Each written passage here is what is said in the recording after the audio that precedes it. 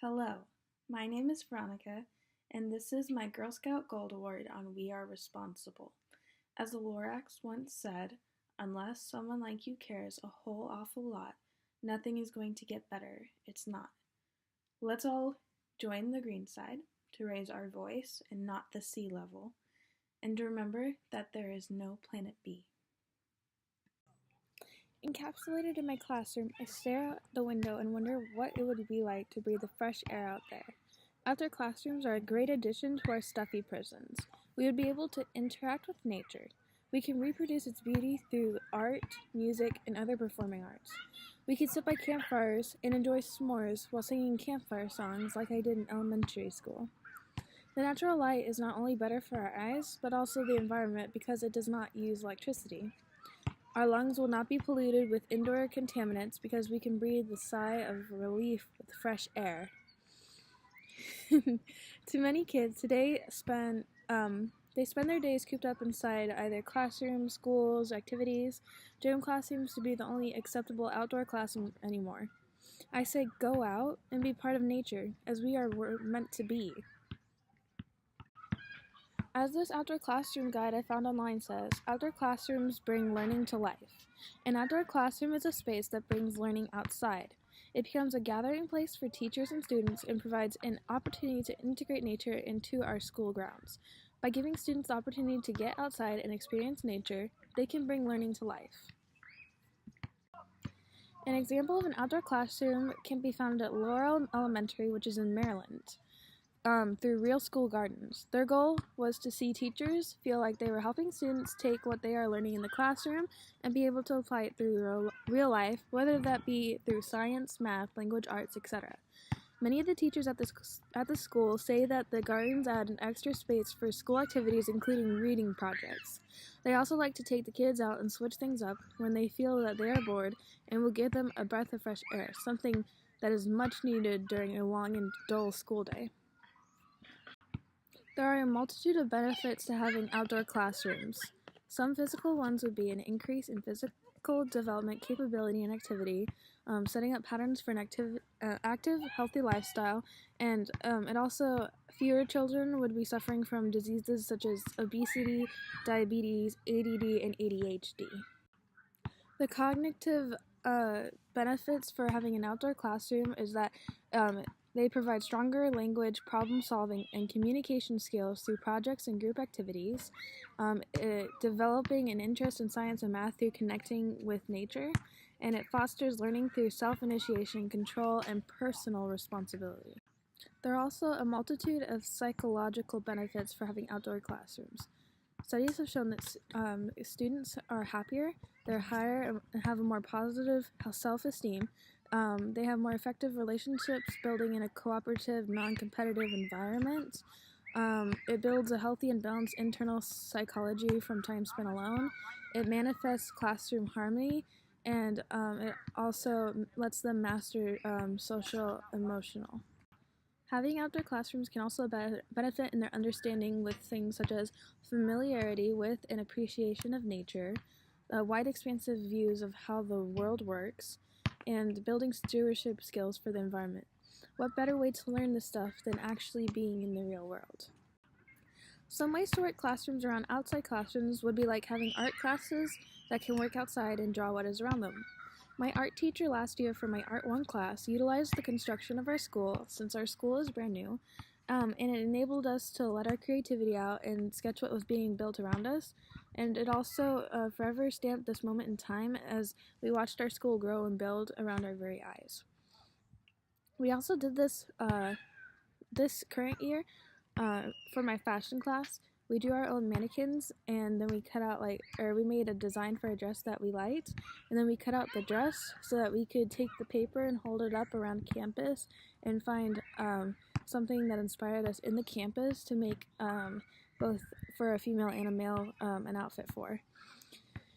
We were challenged to go around the campus, as I said, taking pictures while holding the papers around, and we had to create both of the outfits had to be created based on something that was on campus, so they were campus inspired. My brother in his elementary years, when they were learning geometry, had a project in which they had to go outside and find geometric shapes throughout the town, and she made it into this fun combination of like a treasure hunt and a bingo game. This is a great way of implementing math into the outdoors because it gets kids to realize things such as geometric shapes in reality instead of depending on textbooks or YouTube videos to teach them. It also gets their brains furtherly enhanced and intrigued to participate in this activity, as they have to both use their logistics and their creativity cognitive functions to find all the shapes that are on the list. While I was going around UCLA, I went to the Garden Center. In it, there was a multitude of different types of benches, tables, chairs, etc., scattered amongst the garden's grounds that were dedicated for students to come to do their homework, to hang, to get a nice break from their busy college lives, etc. The moment I walked through the fences of the garden, you all of a sudden couldn't hear any of the bustling of the busy city and the rest of the campus around you. It was extremely quiet and peaceful, and all you could really hear was the gurgling stream that ran throughout the garden and the murmuring of chattering of people with their friends and their peers. You can also take the time, as well as the initiative, to do your homework outside. The fresh air is very beneficial to your mind and body. That breath of fresh air may also help you feel more calm and collected. So I've recently, I have 2 books in my possession, and this one is called The Child's Introduction to the Environment, and it basically introduces children into every single part of the environment. It has illustrations that are really cute. Like, this is an example of what it looks like. There's also a poster for teachers to put up on their walls. There's stickers, and there's also a reusable sack. Also, another fun thing that teachers could implement into their classrooms for outdoors would be that would combine things such as science and math and art, would be doing recycled crafts, and I actually have a book on them, and I can show you an example. But it teaches you like all of the bad things that comes with a lot of the things we produce, and there's also sections for how to make a difference, and then there's usually a craft. So this one is, oh, it's on the next page, sorry. This one is milk carton cottages, so they're made out of recycled milk cartons, and there's all different sections. There's plastic, there's paper, there's fabric, there's metal. You can make anything from a doll to little coasters and bowls. And also something that I really like is making a shoe garden. So you take your old shoes and you use them as pots for your plants. And there's also things in the back that say like what you can do with, let's say, old socks or ones that don't have their pair anymore. There's toys you can make, there's games, and while the kids are actually making all of these crafts, they're learning things about it, and they're learning what they can do basically to make a difference. Also, while I was touring UCLA, part of the garden in one section there was this outdoor classroom, and it had benches that were made out of trees that were like fallen before, and it was set in more of an auditory theme. They also had this like enclosed room at the beginning and on the wall there was an explanation of what plants are in there, the purpose of the garden, what the garden is there for, the people that sponsored it, the different animals and plants that are in the area, etc. There's like I think there was things on how to help and do your part, and it had a list of everything that was there. And also in it, there are the benches and the tables and that they were all dedicated to people, and some of them were dedicated for different purposes. There was one bench I saw where there was a girl who was writing on it for a while, and the bench said on the plaque that that one was like meant for doing homework and relaxing and stuff. And there was chairs and that all throughout the garden, and walkways and bridges, and there was koi fish inside the stream, etc. Also, something similar to what to the outdoor gardens that I've seen is that Seattle is actually doing something called a food forest, and it's one of the first of its kind. And it's basically they have this huge plot of land that they're dedicating to growing trees that can like produce plants and vegetables and or like plants that produce food that we can eat, and it's basically open to the public, and you can go in and you'll be able to like take anything and eat anything you like. And I think this is really good. I think that other communities should implement this as well, because then there's not that many people that are hungry, especially those with like a huge amount of homeless people.